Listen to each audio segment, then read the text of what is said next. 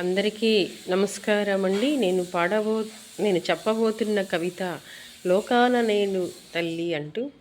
లోకాన నేను లోకపావని అమ్మ దుర్గమ్మ, జయమునిచ్చు తల్లి జయ దుర్గా భవాని. మనసార అమ్మను పూజించు వారికి మహిమలెన్నో ఇచ్చునంట, జయ జయ దుర్గా భవాని అయి జయమునిచ్చునంట అమ్మ. మనసార పూజించిన వారికి మహిమలెన్నో ఇచ్చెనంట, అమ్మా అని పిలిచిన వేళ పలికే బంగారు తల్లి మన కనక దుర్గమ్మ. పట్టు చీరలు నీకై తెచ్చానమ్మ,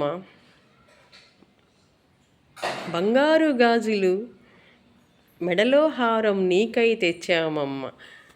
బంతిపూలు జాజులు విరజాజులు మల్లెలు మకరందాలు నీకై తెచ్చామమ్మా, నీ పూజ చేయాలని, నా అక్షరాలతో అర్చన చేయాలని వచ్చి తినమ్మా. అమ్మా కనకదుర్గమ్మ అంటే పలికే కల్పవల్లివి నీవమ్మ, జయ జయ దుర్గా భవాని.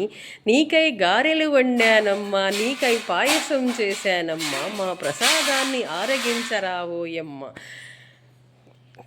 కార్మికులను కలకాలం చల్లగా దీవించరావమ్మ, పాలించే పాలకులు పవిత్రతతో అడుగులు వేయమని, 10 కాలాలు చల్లగా ఉండమని దీవించరావమ్మ.